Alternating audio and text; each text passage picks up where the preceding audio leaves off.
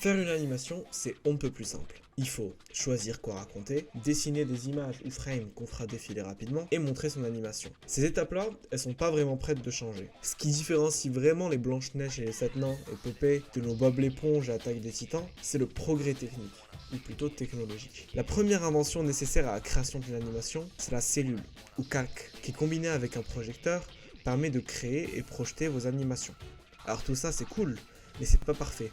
Si on s'imagine simplement combiner ces deux inventions, il y a deux limites qui se présentent. Déjà, le film à projeter sera unique et ne pourra être copié que manuellement, pas très pratique. Ensuite, il faudra faire un dessin complètement unique pour chaque image de notre animation, ce qui est complètement débile et contre-productif. Pour pallier ça, on utilise l'une des inventions les plus révolutionnaires de l'histoire, la caméra. Grâce à la caméra, on peut déjà copier et dupliquer notre film, c'est déjà ça. Mais son utilité principale, c'est dans le stade de création qu'elle apparaît. La caméra permet de diviser les composantes de notre animation en plusieurs calques transparents. Ainsi, il ne sera pas nécessaire de redessiner nos personnages et arrière-plan à chaque frame, mais simplement de dessiner les éléments qui changent entre deux images. Ça permet notamment de réduire le coût de la production, ainsi que le matériel nécessaire à la production d'une animation traditionnelle. Mais la caméra a aussi permis l'invention de nouveaux standards d'animation, comme la stop motion par exemple.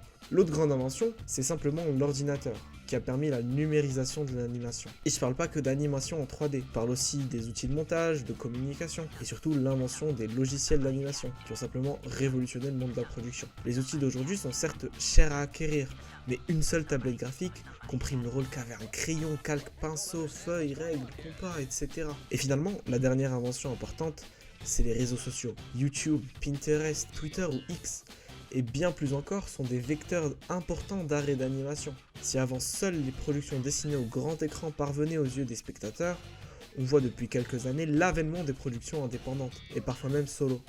Et c'est important d'en parler et de mettre en lumière tous ces créateurs.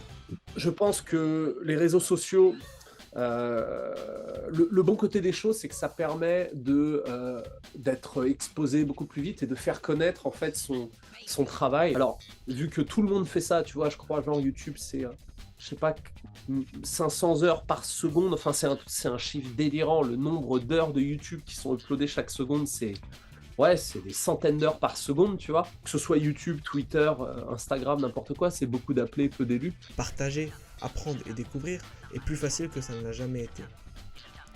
Mais qu'en est-il de demain?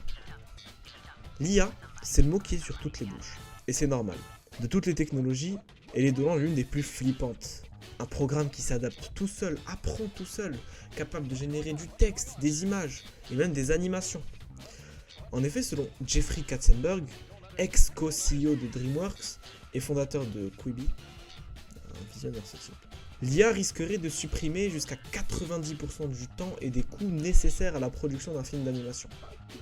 Moi, je suis d'accord, c'est-à-dire que moi, ce que tu peux laisser à l'IA, en fait, l'IA, pour moi, elle est pratique pour les tâches qui sont mécaniques, qui sont rébarbatives et qui ne demandent pas de créativité. Et les premières, les tâches les concernées par ça, c'est par exemple dans l'animation, c'est l'intervallage. Ça, c'est un métier qui va sauter, c'est sûr et certain. Alors, le bon côté, c'est que on va aller plus vite, c'est que ça va être plus clean, ça va être plus beau. Le mauvais côté, c'est que tu fais sauter un poste. Et moi, j'ai beaucoup appris avec l'intervalle. J'ai beaucoup appris parce que moi, j'ai appris l'intervalle sur papier, tu vois. Ouais. Et donc, ces métiers qui sont formateurs, comme l'intervalle, eh ben, ça va sauter. Et du coup, les gens, eh ben, ils seront moins compétents. En se basant sur les technologies existantes, il serait pas impossible d'imaginer qu'une IA soit capable de compléter un script et créer des frames nécessaires à une animation. Mais comment ça marche tout ça? Déjà, une IA générative ne crée et imagine pas comme on l'imagine en fait. Elle synthétise plutôt des informations contenues dans sa base de données. Autrement dit, elle est incapable d'inventer. C'est comme si elle avait un énorme cerveau avec plein de choses stockées, tu vois. Et tu sais, les autoroutes entre ces tiroirs se font, mais elle les comprend pas en fait. C'est-à-dire elle les recrache sans comprendre, tu vois. C'est ça, elle peut pas interpréter en fait. Exactement. Pour résumer, les révolutions technologiques jusqu'à aujourd'hui répondaient à des contraintes strictement techniques. La tablette graphique remplace les feuilles et la peinture, l'ordinateur remplace la création manuelle de films et de pellicules, les réseaux sociaux facilitent le partage et l'exposition des œuvres créatives, tandis que l'IA supprime le processus d'écriture, de mise en place de direction artistique, de dessin, d'animation. Bref, l'IA ne répond pas à une contrainte technique, mais bien à une contrainte créative. L'IA, dans ce rôle-ci, supprime l'humain et les artistes. Bien sûr, il existe des applications de l'intelligence artificielle dans le monde de l'animation, mais ce documentaire se focalise surtout sur les cas des IA génératives. Protéger les artistes est essentiel, et pour ce faire, il faut chercher à comprendre le monde autour de nous et les enjeux des nouvelles révolutions technologiques et informatiques. Cependant, il ne faut pas exagérer non plus. L'IA est une technologie incroyablement versatile qui peut assister les artistes à chacune des étapes de production. Le but est plutôt d'envisager les IA comme des outils qui cherchent à aider les artistes plutôt qu'à les remplacer. L'enjeu principal concernant les intelligences artificielles dans le monde créatif ne réside pas dans sa suppression, mais plutôt dans sa régulation et son encadrement. Donc, en tant qu'outil, c'est bien, mais c'est le problème. C'est comme en informatique, le problème, c'est pas l'outil, c'est l'utilisateur. Tu vois. Donc, ouais, moi je suis pour, évidemment que je suis pour.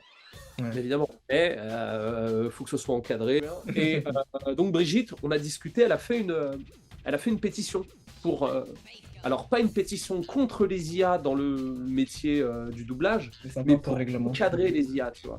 Parce que malheureusement ou heureusement, il faut faire avec, quoi. Elles sont là et il n'y a pas le choix.